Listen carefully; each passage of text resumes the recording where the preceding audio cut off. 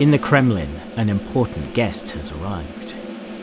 The supreme leader of a rising superpower, here to see an angry Tsar at war. Xi Jinping and Vladimir Putin showing the world that China and Russia are together.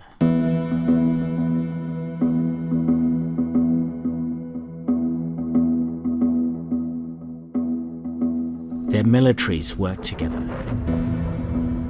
Their economies work together.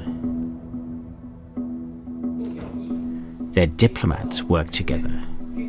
And despite Russia's war on Ukraine and all the turmoil that it's causing, China is doubling down on this relationship. Check out what Xi said to Putin as he left the Kremlin, speaking through his translator. Как раз сейчас перемены, которые не было в течение 100 лет. Пойдем вместе, двигаем эти перемены. A year after Putin went to war, this sounded like two men on a mission to reshape the world. But what is that mission, and what does it mean for the rest of us? In part 1 of this video, we'll explore how China and Russia have become so closely intertwined. This is just a natural match made in heaven. 70% of China energy depends on import, and Russia can really help in a big way on those imports. Chinese military has benefited tremendously from Russian military import. In part 2, we examine the mission that's binding them even closer together. Xi Jinping really views Vladimir Putin as a crucial partner in weakening the United States. Russia is a very useful and important asset and partner in this long-term struggle. It's increasingly the emperor and the Tsar. Both China and Russia felt a lot of similar sentiment that they have been forced by the US to stick together. And in part 3, we'll look to the future. And wherever we look, we see the spectre of conflict. For the American-led Western powers, China and Russia could combine their war plans and create an extremely effective force for targeting the United States. The question is whether we have to plan, in the event that we had a war with China, that China and Russia would be working together. For the rising power of India, friend of Russia but threatened by China, and growing acutely aware of the dangers. The realities of conventional war, it's not something of the past. It can still happen. That is something we need to be preparing for now. And we explore the implications for the Ukraine war.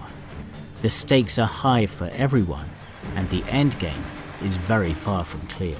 Imagine that Russia does a large exercise or escalates in Ukraine at the time where China wants to make a move on Taiwan. I think that would put a lot of US defense planners into a tough spot. The whole mankind is at a crossroad. War or peace, we may end up going back to the Stone Age and very, very dangerous. One thing that's striking right now is just how many leaders say that we're approaching a decisive time in the world. Xi Jinping calls it a crossroads. Joe Biden talks about an inflection point. Here in Germany, Olaf Scholz calls it a watershed moment. But whichever term you use, it's a time fraught with danger. And central to what happens next is the relationship between China and Russia.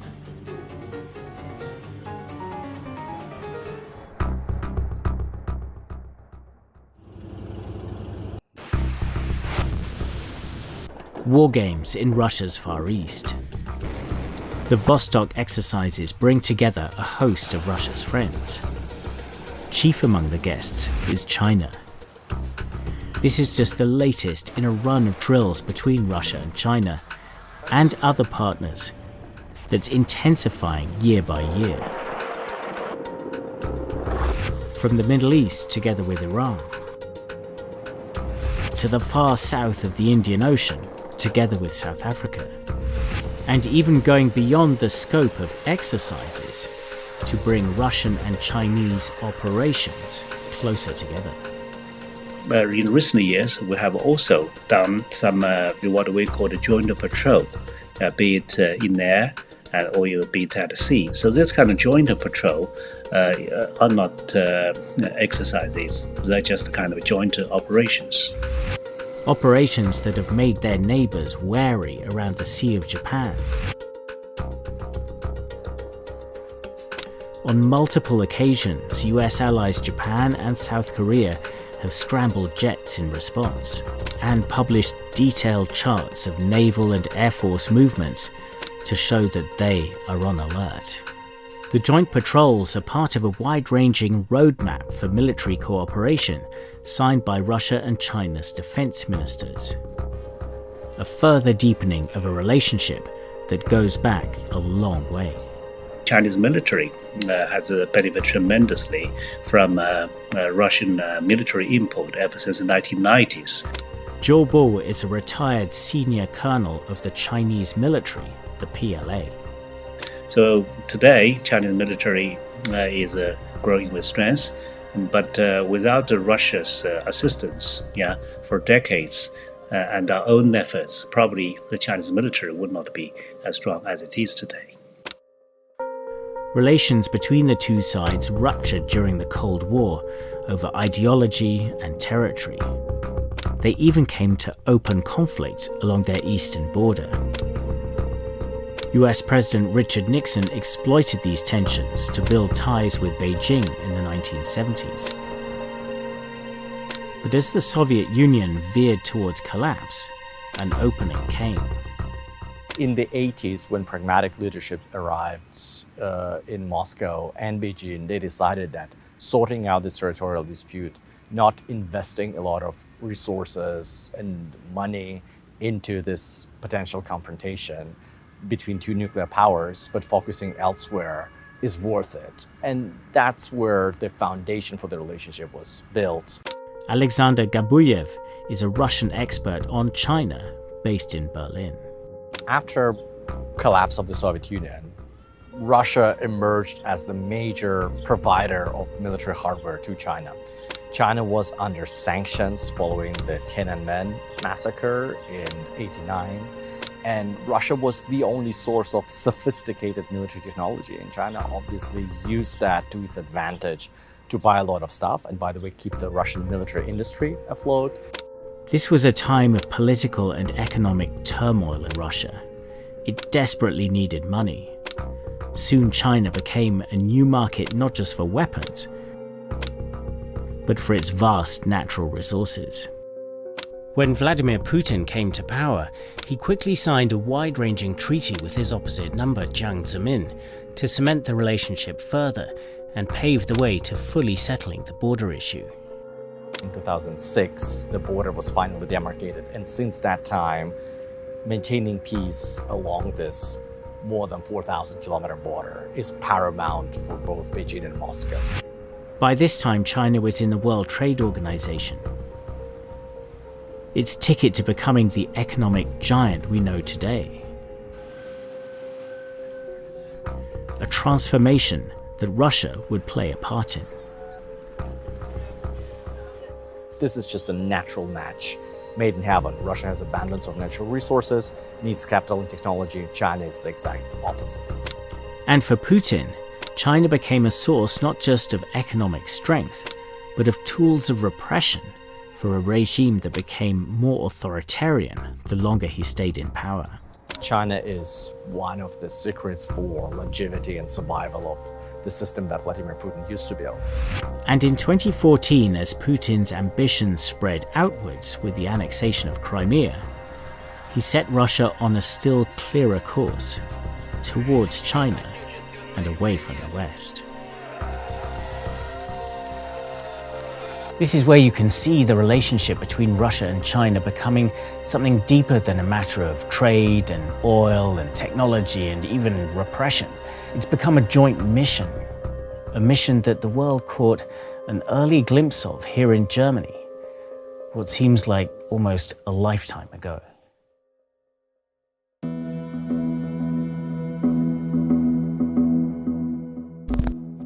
Munich 2007. The world has gathered for the annual conference on global security.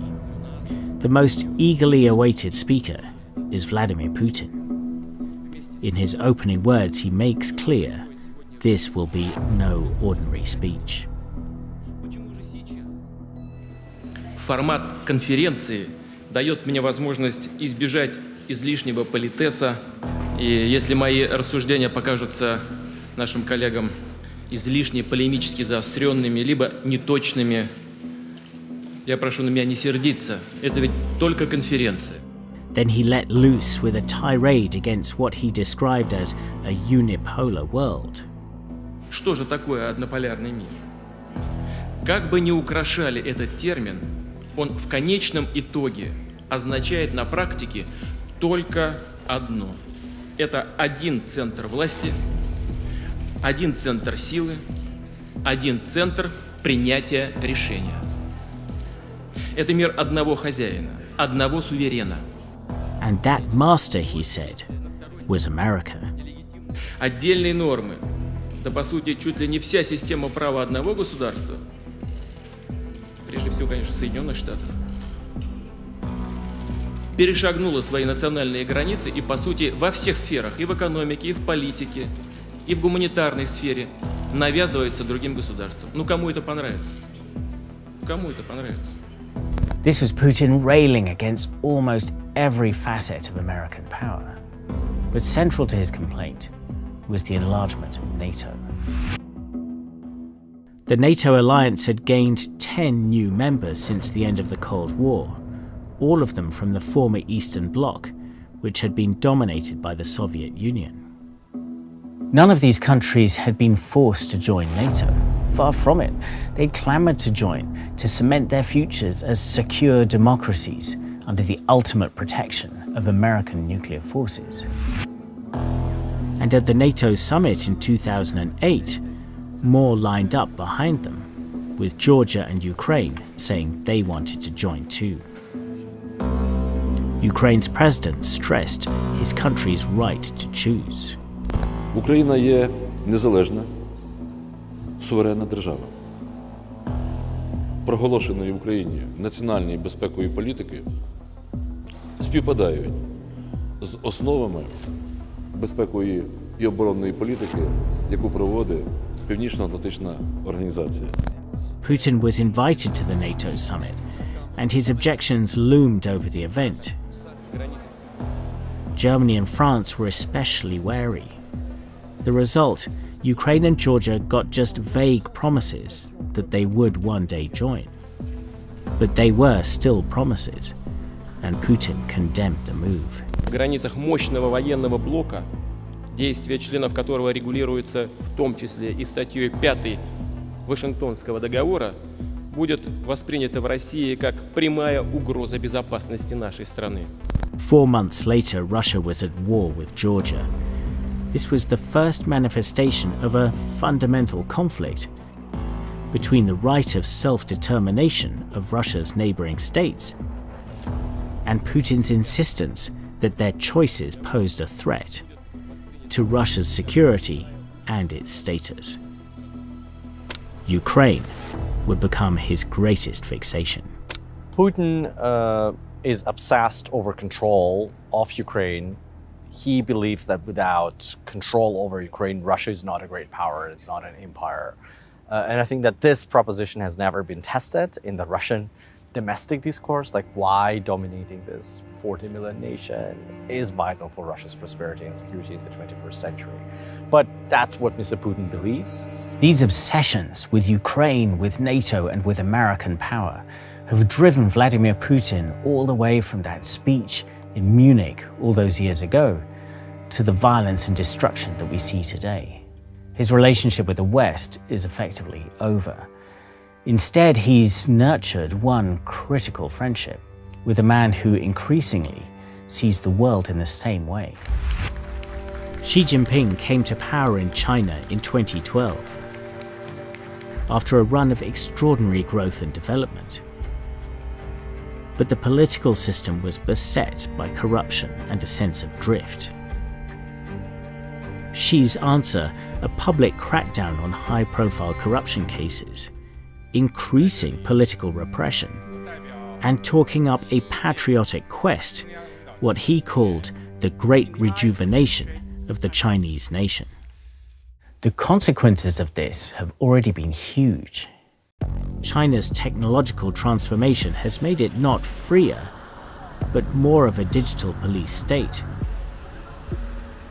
With its internet walled off and its citizens subjected to a degree of surveillance never seen before. Under Xi, China has been accused of mass human rights violations against the Uyghur minority in the western province of Xinjiang. It has smothered a pro-democracy movement in Hong Kong and stripped its people of freedoms that Beijing promised when it took over from British colonial rule. This has caused alarm for the people of Taiwan, who fear what could happen to them. Xi has placed taking control of Taiwan as central to his project of national rejuvenation, ramping up military threats and raising fears of a wider war over Taiwan with America. China has also caused alarm among its neighbors in Southeast Asia, laying claim to the vast majority of the South China Sea. It's built military infrastructure on disputed islands and shoals thousands of kilometers from its shores. And around the world, Xi's Belt and Road project is rolling out infrastructure on a massive scale, bringing with it economic and political influence Beijing has never had before. For Xi Jinping, this is all working towards a goal that is still a couple of decades away, but almost every aspect of it pits China against the West. The optics is very much the centennial of creation of the People's Republic of China. That will be in 2049. And by the time the party strives to turn China into #1 global power and ending 500 centuries of global dominance of the collective West.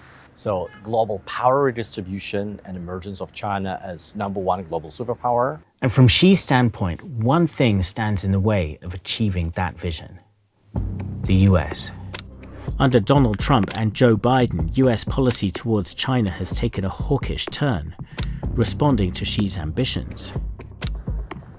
A new consensus in Washington sees China as America's biggest global challenge, a rival on trade, a risk on technology, and an outright threat on security. We're getting billions of dollars a year from tariffs from China. The result, a trade war from Trump, bans on high-end tech cooperation from Biden, and a sweeping effort to coordinate with American friends in Asia and beyond.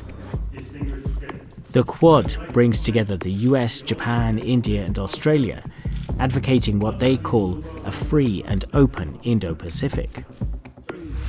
AUKUS binds the US and Australia even closer together in a submarine alliance with the UK.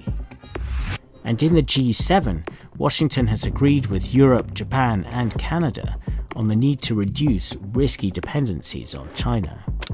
Xi Jinping has lashed out against all of this, saying this to Communist Party delegates in Beijing. Western countries led by the United States have implemented all-round containment, encirclement, and suppression of China, which has brought unprecedented severe challenges to our country's development. It's a perspective that seems to echo the Putin view of the world. The US is putting a lot of pressures on China, on Taiwan, and many other issues. So you can see that also US formed so many alliances surrounding China. Wang Huiyao runs a think tank in Beijing and has close ties to the Chinese government. So all those things make China insecure as well. And I think Russian probably feel the same. And I think in that sense, they have some common feelings because they all feel this Western pressure led by the US. Both China and Russia felt a lot of similar sentiment that they have been forced by the US to stick together. This is underpinned by a deep bond between the two autocrats. shared animosity towards the US is very much the glue that brings the two men together. It's increasingly the emperor and the Tsar. And since it's far less an organized, institutionalized autocracy, but a just more personalized regime, definitely the relationship between the two men is of paramount importance. Xi Jinping and Putin are age mates. Putin is just 6 months elder. They are, in a way, soulmates. There are so many similar traits. They have hardships in their youth. Both fathers fought in World War II against the Germans and the Japanese. They both have daughters. So there is a lot in common that brings them together. And I've seen them in person, I think, once. And you see from the body language that the rapport is really there. Xi Jinping spoke publicly about this during a visit to Moscow in 2019. 我同普京总统建立了密切的工作关系和深厚的个人友谊。6年来，我们会晤近30次。俄罗斯是我到访次数最多的国家。普京总统是我最好的朋友和同事。 This personal bond got its greatest expression in Beijing in February 2022. As China hosted the Winter Olympics, the two men announced another step up in their relations, a partnership without limits. What made this all the more striking was the fact that at the time Putin was on the verge of invading Ukraine. Ever since, people have been asking, how much did he tell his best friend? Based on what I know, they danced around the topics, and China's primary concern was nothing happens before the end of the Olympics. And what they were anticipating was just a very limited scope military operation, maybe focused on eastern Ukraine, not an all-out assault on Ukraine. Whatever the truth, Putin made his appearance at the Olympics and went home to start his war. The fallout has pushed him even closer into China's embrace. Russia doesn't really have alternative economic partners amid Western sanctions. Russia is the most sanctioned nation on earth. So Russia is rapidly diversifying its economy towards Asia Pacific, and that's where China is definitely the major partner that provides market for the Russian resources, technology that Russia relies on, including military technology and dual-use goods. When you look at this relationship, driven by Xi Jinping and Vladimir Putin, you can see that the personal and the structural dimensions are deeply connected. The two men share an obsession about American power, but it compounds an underlying and potentially inevitable conflict between ambitious autocracies and established democracies. I think that the structural factor is the most important, and if we can imagine different leaders presiding over pretty similar power structures with non-democratic US skeptical regimes, we might end up in the same result. Feeding this is a fear in Beijing and Moscow that Washington sees their regimes as illegitimate, and a paranoia that America has regime change in both capitals as its ultimate goal. The Russian view is that the US wants to bring down Russia first and then address China. That's something what the conspiratorial-minded Russian leadership believes. It might not be true, but that's unfortunately what's driving a lot of their calculations, also including war in Ukraine. They are concerned in very physical sense about expansion of US security alliances and where they seek to work together to undermine this US dominance in the global system. So that's the joint mission, beating back a global system led by America that Putin and Xi perceive as a threat to their ambitions. It's a mission that manifests itself in many places. Like at the United Nations, where China is trying to redefine human rights and democracy, tapping into influence gained through the Belt and Road project. We see China dominating at the Human Rights Council and inserting some of Xi Jinping's phrases about community of shared future into documents. Bonnie Glaser heads the Indo-Pacific program at the German Marshall Fund think tank in Washington, D.C. convincing countries that human rights should be underpinned by economic definitions, not necessarily the kind of freedoms that we think about in the West. In the UN Security Council, Russia and China routinely vote together, for instance on how to respond to North Korea's nuclear program. In fact, a high-profile trip to Russia was the latest sign that Kim Jong-un is getting increasingly active support from the two powers. That visit came just weeks after Russia's defense minister and a top Chinese Politburo member attended a military parade in Pyongyang, complete with nuclear missiles that could reach as far as America. China and Russia have voted together now to not impose more sanctions on North Korea. They don't want to continue to implement these sanctions. So they see North Korea as a continuing partner of Russia and China. Dictatorships in the unstable Sahel region spanning Africa are also getting Russian support, with Moscow squeezing out Western influence and quashing hopes of democratic development. This dovetails with China's Belt and Road investments across the continent. On a global level, China and Russia are pushing for an international cyber treaty. This would protect themselves because they could further control the amount of information coming into their societies and try to gain advantages in the ways that cyber could even be used in wartime. Also in the BRICS, the growing club built around Russia, China, Brazil, India and South Africa, Moscow and Beijing have been pushing to shift global trade and investment away from the US dollar. This is potentially attractive to emerging economies vulnerable to swings in US monetary policy, or countries that fear the reach of Western sanctions linked to the dollar.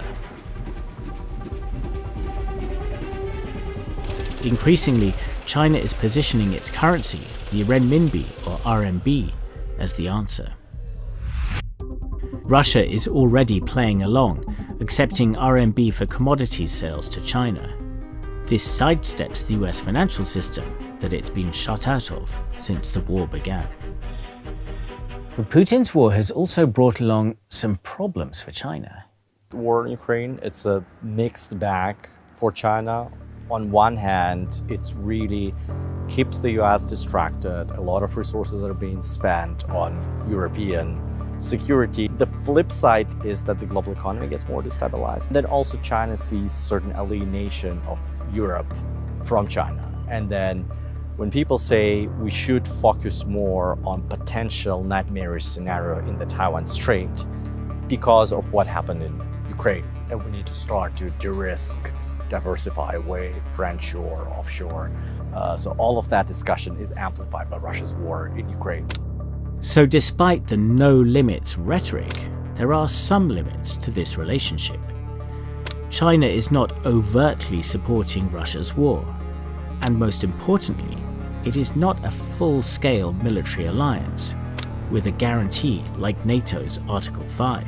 China would not give Russia an Article 5 type of guarantee because it would ultimately need to be involved in war in Ukraine, which it doesn't want to. If China provided military assistance to Russia, then we probably were going to have really the dawn of the Third World War, with China and Russia standing on one side and NATO led by US on the other side. This is the worst nightmare. So China's non-participants, in this kind of war is out of its own interest, of course, but it is also has demonstrated huge responsibilities for the world. This highlights the two sides of Xi's position, trying to persuade the world that he's taking a responsible position, while signaling to Putin that when it comes down to it, they're on the same side.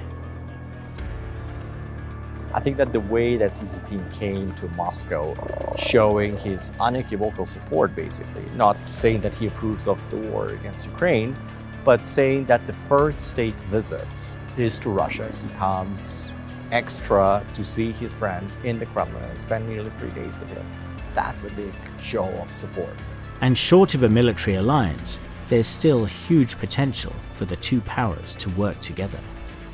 Both countries are religious about strategic autonomy, but they can integrate their militaries and military-industrial complexes without giving these formal commitments, and that will make it far more dangerous. So where is this heading? In part 3, we turn to 3 areas where China and Russia could join forces even more effectively and find out what that might mean for the world.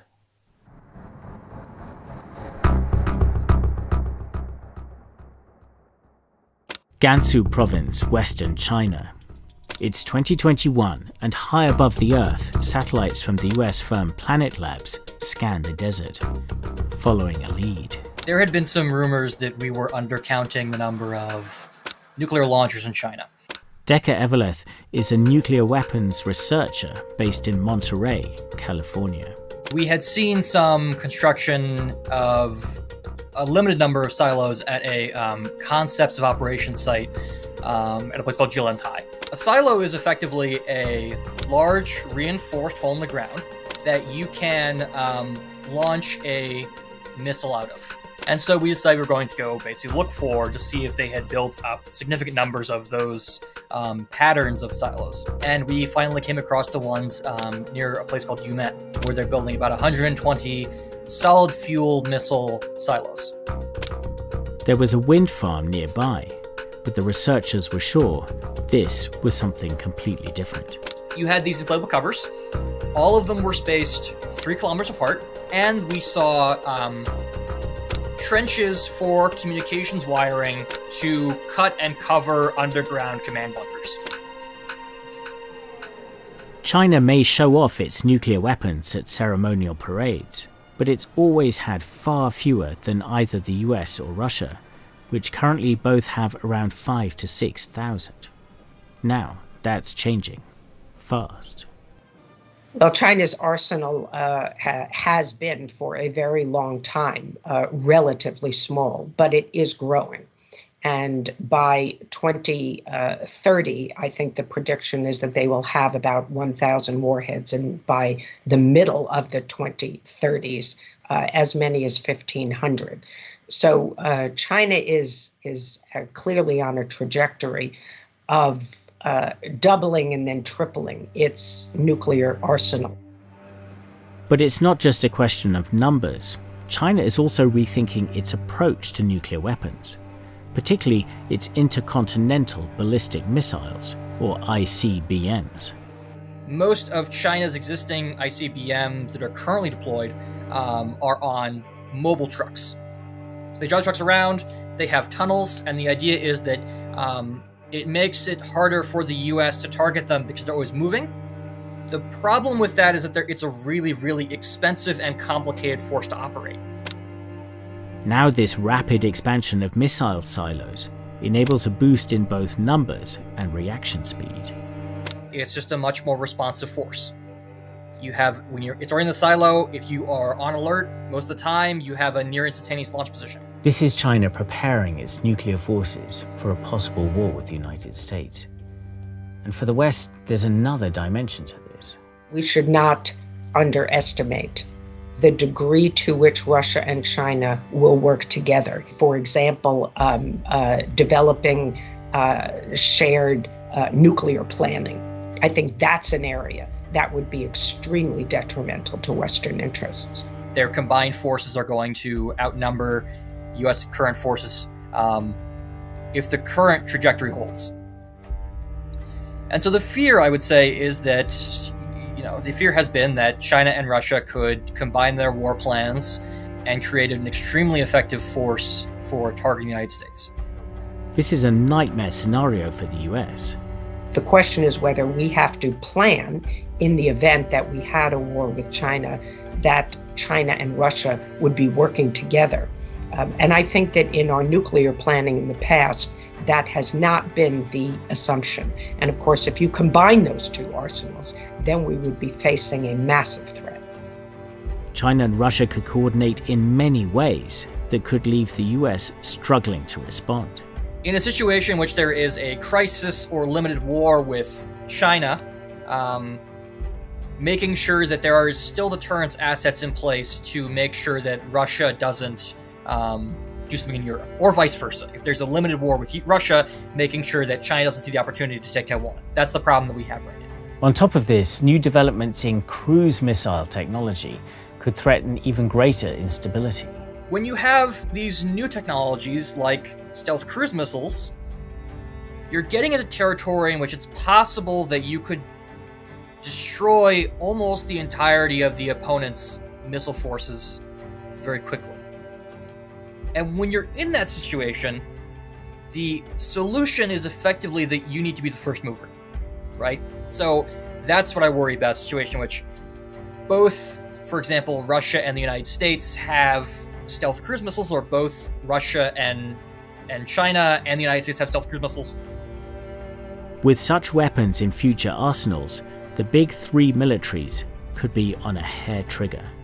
The room for decision making is very, very short. The window for decision here is extremely small. And that's what I worry about. And that's destabilizing, right? Because you have a situation in which now any amount of hesitation on one side would result in possibly unacceptable losses. These are grim, dangerous scenarios. In the Cold War in the last century, the US and Russia tried to manage the risks around nuclear weapons with a series of arms control agreements. But those have all but died in recent years. Now with China, there's a new player in the mix. Is there any chance of getting the three sides to sit down and talk? The United States first called for trilateral arms control discussions in the Trump administration. Of course, the Chinese were not interested. And I think it is unlikely that the Chinese are going to agree to that today. But going forward, as China becomes more confident in its power, and particularly in its nuclear capabilities, I think we should hold open the possibility that we can have arms control talks with China. It may be bilaterally, it may be trilaterally, but this is not something that we should rule out. In the meantime, with China's weapons program advancing and US-Russian relations deep in crisis, the danger of an all-out arms race is real. I don't think that we're currently in that big of an arms race. I think it's possible we might enter one sometime soon. But again, that depends, I think, largely in part on A, how bad the Russia situation gets, and 2, how China views its forces and how they want to talk about it. Because if China doesn't want to talk about it, then that limits a lot of what we can do. I'm hopeful that China will talk about it, but we'll see. We could be facing a very unstable period until any efforts like that can get underway. And it's not just the US that's worried. We turn now to another major power that faces dangers and dilemmas from Russia and China getting closer: India.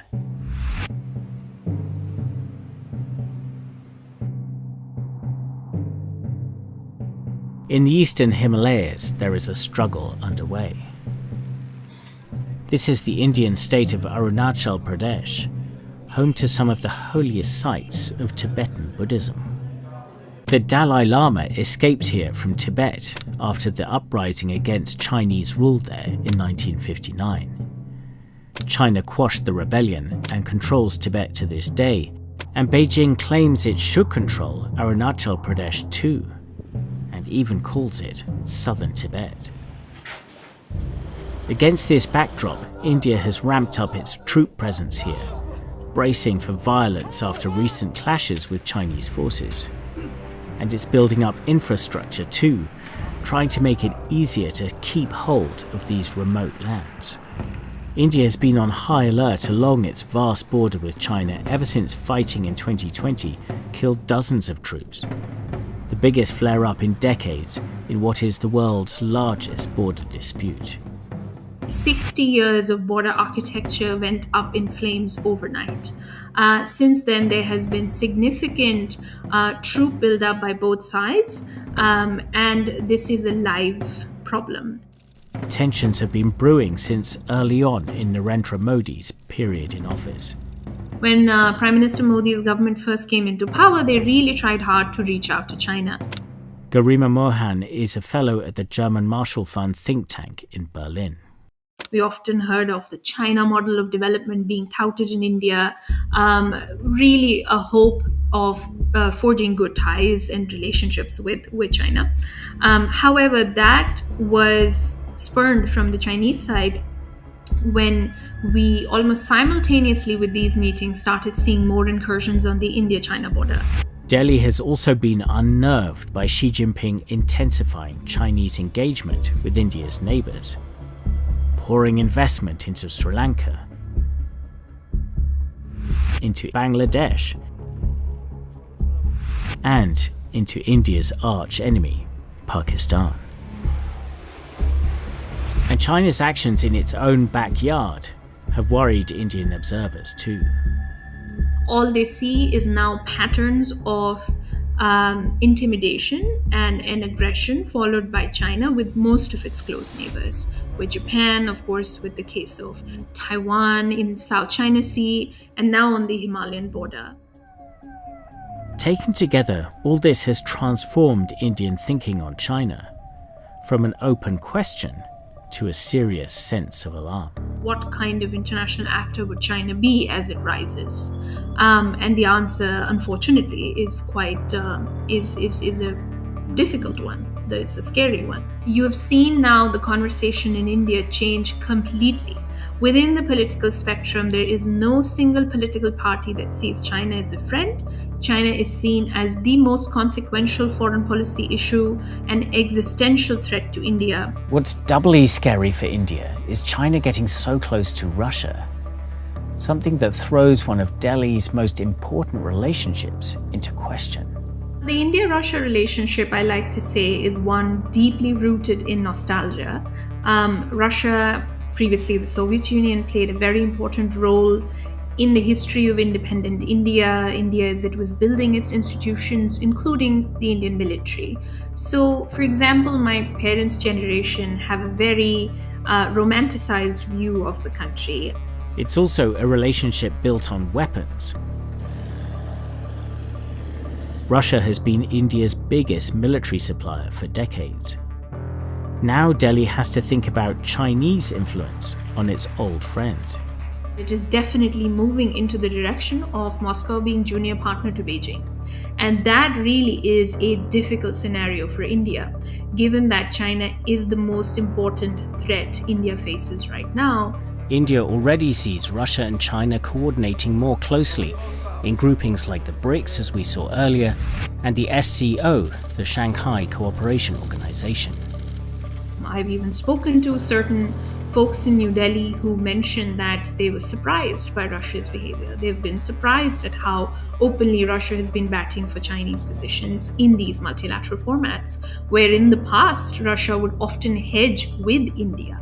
They would use India, they brought India into SCO to balance China. A bigger worry looking ahead, what happens if India's border conflict with China worsens and Russia leaves India in the lurch? The realities of conventional war, it's not something of the past. It can still happen. It happened in Europe, it can happen in parts of the Indo-Pacific, and I think that is something, Taiwan contingencies, what happens next on the Himalayan border, that is something we need to be preparing for now, rather than waiting for it to happen or hoping that it wouldn't. That Russia could potentially play a spoiler role in the case of when the India-China conflict on the border heats up. Even if it doesn't play spoiler, it plays neutral, it can still have, tilt the scales in China's favor. And those are really dire consequences. And one scenario is even more dire for India, where Pakistan enters the picture. The possibility of a Pakistan-Russia-China axis for India is really the nightmare scenario. Given its geographical location, given its history with at least two of these actors, given its dependence on Russian weapons and arms and military technology. So what does this mean for India's relationship with Russia? As Russia-China alignment grows closer and stronger, there will certainly be tensions and fraying in India-Russia ties. But if you think India might now make a dramatic break from its old friend, think again. the real push in Delhi right now is to make sure somehow slow down this growing alignment between Russia and China, and to see where India can still play a role in keeping Moscow separate and keeping them engaged and slowing down this, what to the rest of us seems inevitable process. Alongside this, Delhi is shoring up relationships with Western powers, particularly the United States, transforming what used to be frosty ties. Narendra Modi's recent state visit to the US brought an address to Congress and some major arms deals. Prime Minister Modi's visit to Washington, D.C. resulted in some takeaways for India, which are often only given to US allies. India is not one, but it has still developed a very, very close partnership with the United States, with Japan, with Australia, in the Quad. So what kind of world does Delhi want? I think the Indian vision is still very much multipolarity. The idea would be to have several poles in the world, which is another reason why it continues to work with Russia and hopes that it isn't isolated, continues to deal with China in certain formats as well. But I think the ideal vision of multipolarity, when confronted with the realities of the world, has meant that India has had to change track. I think currently all of India's foreign policy choices, its vision from the world, is seen through the lens of the China problem. All the partnerships that India has, all relationships that India has, is refracted through the China lens. Who can help balance China, who can help compete with China, who can help provide alternatives to China. That's how huge a factor China has become in the world today. And here in Europe, it's becoming increasingly clear that Beijing will play a significant role in any endgame to the war in Ukraine. So let's find out now what that could mean in the last part of this video. We're back in Munich. This time it's 16 years after Putin's famous speech. Now the conference is dominated by the war in Ukraine. China's top diplomat Wang Yi is here. He has an announcement to make, a position paper on ending the war. 中国在乌克兰问题上的方针归结为一句话，就是劝和促谈。我们将为此发表关于政治解决乌克兰危机的中国立场。我们将继续坚定地站在和平一边，站在对话一边。 This was China further honing its position on the war, presenting itself as an honest broker. China wants to be more as a guarantor, as a helper, as a mediator, as some kind of a convener. I mean, anything that China is needed, China would be willing to do, and China wants to see the war ending. And China's president is talking to President Zelensky, has talked to President Putin. And yet there are strong doubts that Xi could be an honest broker. China's rhetoric has consistently underlined its sympathy for Russia's narrative. Putin actually is not the first Russian president who warned against NATO expansion. Actually, this came from a Soviet leader like Mikhail Gorbachev, down to Boris Yeltsin, and then to Putin. So Putin's difference from his predecessor is that he not only gave warning, but he also carried it into action. And NATO will be a key question in any talks to end the war. Ukraine's President Volodymyr Zelensky has been pushing hard for membership. It would be the ultimate security guarantee, a victory for Ukrainian self-determination, and for the West. It's the very thing Putin railed against in Munich all those years ago. And it's something China clearly doesn't want today. Well, China certainly doesn't favor any NATO expansion. If Ukraine stayed out of NATO, probably things could be easier to reach a peaceful process. China simply does not want to see a serious defeat for Russia. So it's helping Putin as much as it can, while being cautious about Western red lines. China does at least three things. It keeps the Russian economy going by purchasing Russian hydrocarbons and other commodities by providing Russia access to RMB. China keeps Russian industry going, including military industry.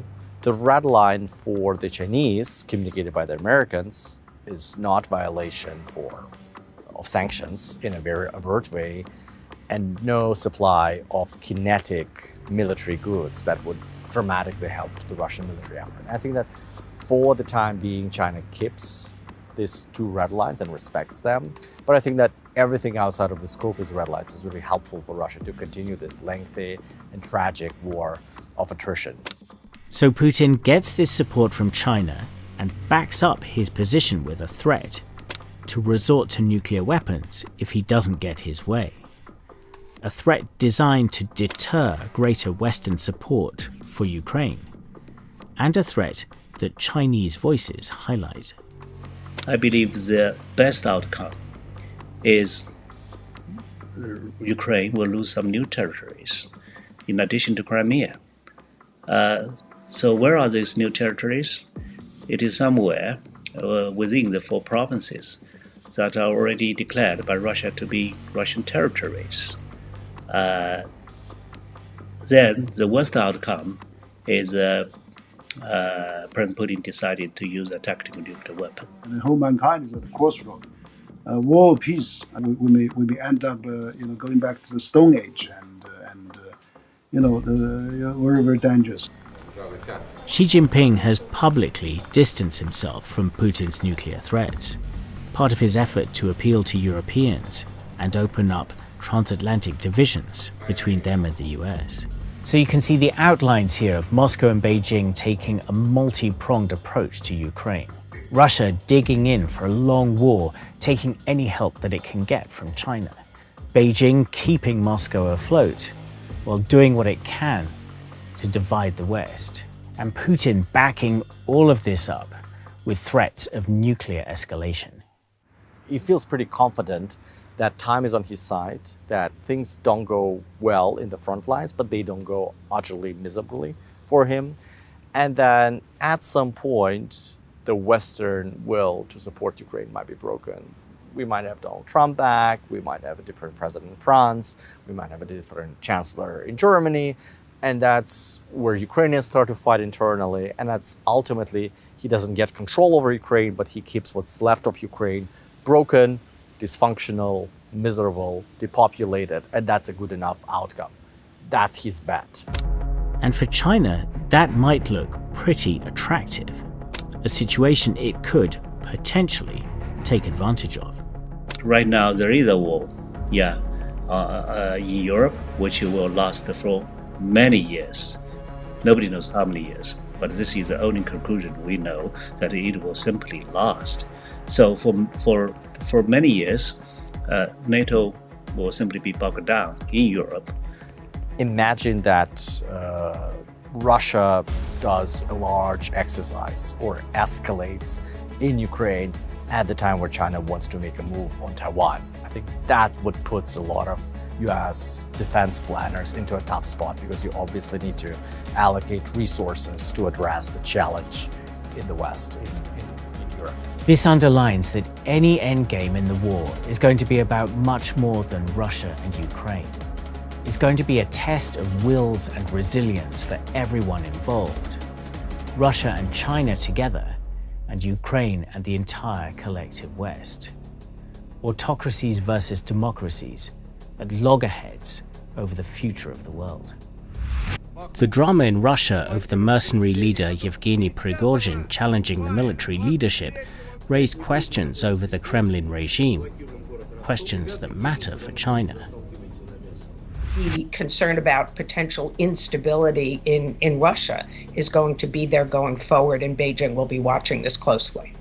But there is little expectation that China will abandon Russia.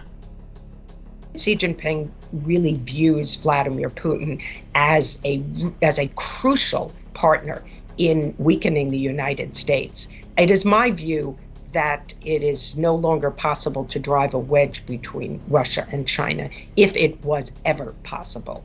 The view in Beijing is that China is in the spirit of prolonged confrontation with the United States. And nothing short of full surrender will deliver fundamental improvement in US-China ties. So China thinks about its relationship with Russia in a way in counterfactuals. So what if we throw Vladimir Putin under the bus, criticize his unlawful invasion of Ukraine, introduce sanctions of our own, demand that he vacates all of the Ukrainian territory, including Crimea, then probably Putin's regime is doomed at some point and it collapses. And then there is a new government that wants to be friends with the West. So the West will just pocket this concession and say, thank you, China, goodbye. Now, what about Xinjiang? What about Taiwan? What about your IP theft? What about your technological programs that really challenge the US dominance in those fields? What about your military buildup? So China will lose a very valuable partner and instead get even more problems with the United States. It's a cold calculation, but a powerful one, drawing two men, two regimes, ever closer together. They need each other, the emperor and the Tsar. So that's where we stand. Russia and China determined in their mission to take on the West. The United States rallying the West together. Powers like India seeking to find their own way. It sounds a lot like a new Cold War for our century. The world on a knife edge.